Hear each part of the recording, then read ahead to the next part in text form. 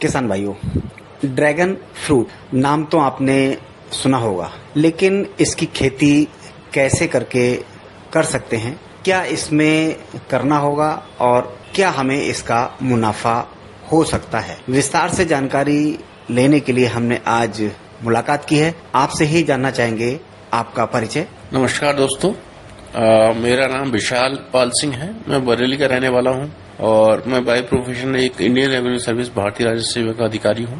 इस समय commissioner GST हूं मैं। सर्विस के दौरान ही आपने ड्रैगन फ्रूट की खेती करने का जो मन में विचार किया है, उसके बारे में बताइएगा कि ये विचार आपके मन में कैसे आया। देखिए, मैं जरूर सेवा में हूं, लेकिन जो परिवार है, पारिवारिक पृष्ठभूमि है, वो एक खेती की पृष्ठभूमि रही है। तो उस पृष्ठभूमि में परिवार के लोग भी हैं, जानने वाले लोग भी सब किसान हैं। तो अक्सर ये हम देखते थे कि जैसे ही वो फसल काटने का समय आता था, कुछ ना कुछ प्राकृतिक आपदा जैसी चीजें, जैसे मान लीजिए बारिश बहुत हो गई, सरसों की फसल खड़ी हुई है और बारिश हो गई है, तो सारी फसल गिर जाती है। 30% 40% नुकसान हो जाता है किसानों को। उसके अलावा एक फसल को ग्रो करने के लिए, उगाने के लिए किसान शुरू से लेके, मतलब ग्रो करने से लेके उसको मार्केट तक बेचने, सारी एक्टिविटी साल में 3 बार या 2 बार करते हैं कम से कम।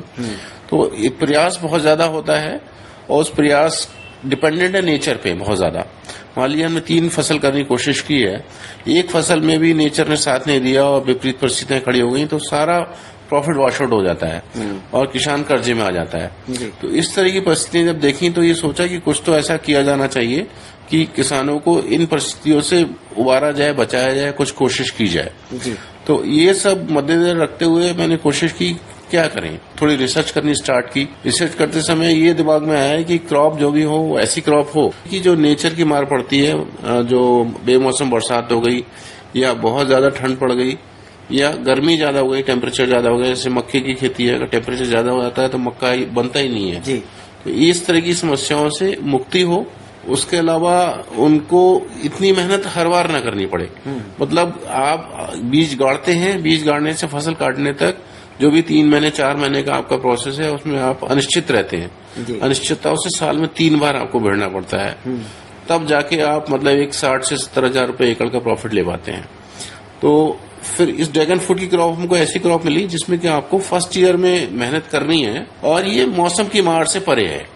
जैसे आप वैरायटी ड्रैगन फ्रूट की लगभग 150 वैरायटी हैं, 153 वैरायटी हैं।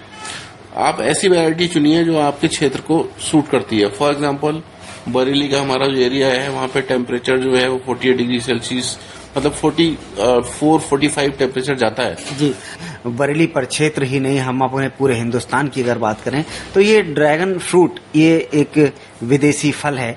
भारत में इसकी खेती करने से किसानों को बहुत ज्यादा समस्याएं भी आ सकती हैं। अब चूंकि हम उत्तर प्रदेश की अगर बात करना चाहते हैं तो उत्तर प्रदेश में भी ऐसे कुछ एक ही किसान होंगे या जो इस तरीके की बात अपने मन में रखते होंगे कि हम कुछ ऐसा नया करें जिससे हमें फायदा हो। तो क्या बरेली के आसपास में इस ड्रैगन फ्रूट की खेती की जा सकती है?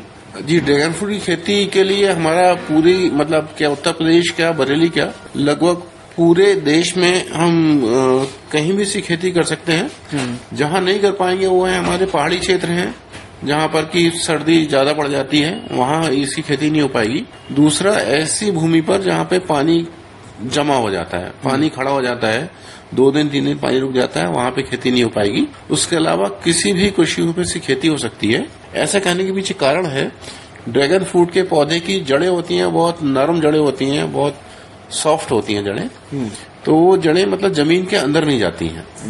तो हमको एक सॉइल मिक्स तैयार करना पड़ता है, जो कि बहुत सिंपल है। सॉइल मिक्स मतलब मिट्टी का एक मिश्रण बनाना पड़ता है, उस मिश्रण में इसकी जड़ें जाती हैं। मतलब वो 3 फीट का घेरा एक मिट्टी का बनाना पड़ता है, उस 3 फीट के घेरे में ही इसकी जड़ें रहती हैं। तो जमीन किस तरह की है वो उस पर उसका कोई प्रभाव नहीं है। आपने सॉइल मिक्स जो बनाया है, उस सॉइल मिक्स में ही इसकी जड़ें रहेंगी। जी, तो इसका मतलब जहां पानी नहीं रुक रहा है और पहाड़ों को छोड़ के इसकी खेती कहीं भी की जा सकती है। बरेली में हम खुद खेती कर रहे हैं इसकी, पिछले 3 साल से खेती कर रहे हैं और फार्मर्स चाहें तो उसको विजिट कर सकते हैं। जैसा जो गाइडेंस चाहिए हम आगे इसी प्रोग्राम में आपको बताते रहेंगे जो गाइडेंस कैसे आपने जो है इसका बहुत विस्तार से अध्ययन किया है, क्योंकि किसान भाई उस स्थिति तक नहीं पहुंच पाएंगे। आपसे जानकर ही अगर वो चाहेंगे तो खेती कर सकते हैं। हम आपसे यहाँ ये जानना चाहते हैं, देखिए किसी भी फसल को लेने से पहले उसके लिए या तो बीज और पौधे की आवश्यकता होती है। तो आपने ये ड्रैगन फ्रूट को उत्पादित करने के लिए क्या बीज या पौधा कहाँ से लेकर के आए थे? इसमें देखिए बीज से तो ड्रैगन फ्रूट की खेती नहीं होती, क्योंकि उसमें काफी समय लगता है फ्रूटिंग स्टेज जाने में। तो ये पौधे से मैच्योर्ड लीफ से, मैच्योर पत्ती जो होती है, मैच्योर पत्ती का मतलब ऐसी पत्ती जिसके ऊपर फ्रूट आ चुका है, एक अच्छे साइज का 400 ग्राम प्लस का फ्रूट साइज का अगर फ्रूट आ गया एक पत्ती पर, तो उस पत्ती को मैच्योर माना जाता है। उस पत्ती को ही 6 से 9 इंच की पत्ती को काट के उसकी कलम बना के उसी को आप जमीन में लगा, सॉइल मिक्स में लगा देते हैं, वो ही एक पेड़ के रूप में आगे बढ़ती जाती है। जी। इस खेती को करने के लिए किसान को सबसे पहले क्या करना पड़ेगा? पहले जब हमने शुरुआत की थी तो हमने 10 फीट बाई 10 फीट के हिसाब से खंभे लगाए थे। अच्छा। तो इस हिसाब से 10 फीट बाई 10 फीट की दूरी, 10 फीट बाई 10 फीट का मतलब रो से रो की दूरी, लाइन से लाइन की दूरी 10 फीट और एक लाइन में एक खंबे से दूसरे खंबे की दूरी 10 फीट। वैसे लगाते हैं, लगभग 500 खंबे लगते हैं। फिर बाद में हमने देखा कि दूरी थोड़ी ज्यादा है, तो हमने 10 फीट बाई 8 फीट पे खंबे लगाए, तो करीब 600 पोल लगते थे। आपने बताया कि 1 साल तक इंतजार करना पड़ेगा, और 1 साल का समय किसान के लिए तो ज्यादा होता है, क्योंकि उसकी पूंजी और कुछ नहीं है, सिर्फ और सिर्फ खेती से पैदा ही करता है। क्या इस दौरान वो इन दूरी में, जैसे 10 बाई 10 की आपने दूरी बताई या फिर 8 या 10 की दूरी बताई, कि इस जगह में बीच में भी तो कोई फसल बीच में की जा सकती है? जी बिल्कुल, बहुत अच्छा प्रश्न है आपका। तो इसमें जो हमने कोशिश की है, जो कि इस फसल के साथ में जो लाभ दे जाए ऐसी फसल करनी चाहिए। तो एक तो हम बीच में सहजन का पौधा लगाने के लिए रिकमेंड करते हैं। 2 पोल के बीच में सहजन का पौधा लगा दीजिए। सहजन का पौधा लगभग 6 से 8 महीने में बड़ा हो जाता है, उसमें फल आने लगते हैं। उसको बेच पाना अपने नॉर्थ में अभी थोड़ी सी दिक्कत है, लेकिन धीरे धीरे जागरूकता आएगी स्वास्थ्य के प्रति, तो सहजन का पौधा बहुत अच्छा, एक तो रेवेन्यू अच्छा मिल जाता है, लाभ अच्छा मिल जाता है। दूसरा, सहजन के साथ साथ हम गेंदे के पौधे लगाते हैं। गेंदे के पौधे साल में 2 बार लगाने के लिए हम सिफारिश करते हैं। पहला तो आप जनवरी में लगाएं उनके पौधों को, गेंदे के पौधों को। एक ऐसी वैरायटी लगाएं जिसकी डिमांड आपके आसपास है। तो जनवरी में जो आप पौधे लगाते हैं, उनकी मार्च और अप्रैल के आसपास आपको उसमें से फूल मिलने लगते हैं। तो उनका अच्छा प्राइस मिलता है फूल का उस समय। फेस्टिवल सीजन होता है, अपना होली होता है, शिवरात्रि होता है, इस तरह के सीजन में आपको अच्छा प्राइस मिलता है। और एक बार ये आप जुलाई में लगाएं।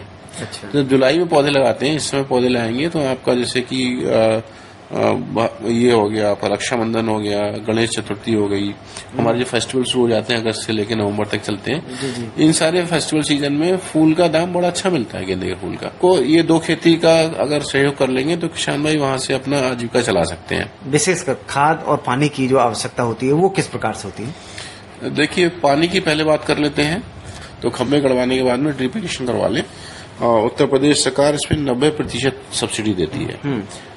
3 दिन में 1 बार पानी देना है, और 1 घंटे अगर ड्रिप इरिगेशन चला देते हैं तो आपका पानी पर्याप्त है, उतना पानी लगेगा केवल। तो एक ये खाद के तौर पे आप ये मानिए कि एक होती बेसल डोज, आप सब किसान जानते हैं, सब जानते हैं। बेसल डोज एक बार जब पौधा लगाते हैं उस समय दे दी जाती है। बेसल डोज में हम एक तो घूरा जिसको बोलते हैं कि देसी सड़ा हुआ गोबर, 1/4 वो लगाते हैं। 1/4 क्या, बल्कि उसको 1/4 से थोड़ा ज्यादा मान लीजिए, आधा मान लीजिए रेशियो उसको। और ड्रैगन फ्रूट जैसे मैंने बताया आपको, इसकी जो जड़ें होती हैं बहुत सॉफ्ट होती हैं। तो जड़ें जो है ऐसी मिट्टी में ये होता है, थोड़ी रेतीली सॉफ्ट मिट्टी होती हो। विशेषकर समस्या तब आती है जब फसल हम करते हैं और उसमें किसी प्रकार से कीट या बीमारी जो लगती है। तो क्या इस ड्रैगन फ्रूट की जो पौधे होते हैं उनमें किसी प्रकार की बीमारी लगने की संभावना रहती है? ये कीट आने की कोई इसमें संभावना हमने अभी देखी नहीं है। कीट, चींटी आती हैं, चींटियां जो इसके नए पत्ते आते हैं उनको चींटियां खाती हैं, तो हमें उससे कोई नुकसान महसूस नहीं हुआ। ये चींटी आ रही है क्योंकि पत्ता मीठा होता है, तो वो चींटियां ही आती हैं, उसके अलावा कोई दिक्कत नहीं आती। दिक्कत हमको तब आती है जब पाला पड़ता है। अच्छा। उसमें फंगस आ रही होती है। फंगस आते समय उस समय किसान भाई को मतलब आप समझिए कि खेत में लगभग बैठ के ही काम करना पड़ता है। अच्छा। उसका कोई उपाय नहीं है। उसमें सिंपल सा है, किसान भाइयों को हम भी ट्रेनिंग दे देंगे, हमें देनी है ट्रेनिंग, अक्टूबर के आसपास हमें ट्रेनिंग देंगे। सिंपल सा एक साफ चाकू लेके जो फंगस आ रही होती है उस फंगस को निकाल दिया जाता है चाकू से, पत्ते से निकाल दिया जाता है, काट के आप अलग निकाल दीजिए। और जो कटा हुआ भाग आया उसको कहीं किसी बर्तन में रखे खेत के बाहर जमीन में गाड़ दीजिए। तो वो खुद ही करना पड़ेगा काम। वो 10 दिन की मेहनत है पूरे इस क्रॉप में, बाकी कहीं इतनी मेहनत नहीं है, केवल 10 दिन आपको लग के मेहनत करनी पड़ेगी। साथ में जो बायो के फंगीसाइड आते हैं जो बहुत रीजनेबल प्राइस पे आते हैं, बहुत कम प्राइस पे आते हैं, वो फंगीसाइड का स्प्रे साथ साथ में करते जाते हैं। केवल इतना ही आपको देखभाल करनी है जो कि आपकी जनवरी में मतलब 5 जनवरी से 15 जनवरी के बीच में जो पाला पड़ता है, पाला नहीं पड़ा तो ये भी समस्या नहीं आएगी, लेकिन पड़ा तो आपको उसी ठंड के मौसम में खेत में रहते हुए काम करना पड़ेगा। जी विशाल जी, बहुत ही महत्वपूर्ण बात आपसे हमारी ड्रैगन फ्रूट के संबंध में हो रही है।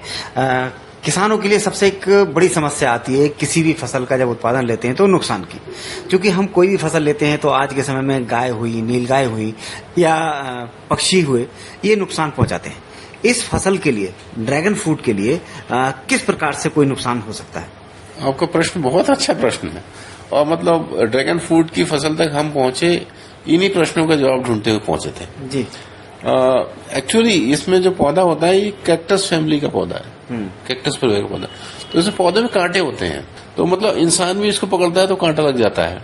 तो जानवर इस पे कोई नहीं आता, गाय भैंस इसको पास ही नहीं आती, कांटे होते हैं इसमें। कोई पक्षी नुकसान करता नहीं है, पौधे में कांटे होते हैं, इवन फ्रूट में भी देखने से कटीला लगता है। तो ये कोई नुकसान ही नहीं है।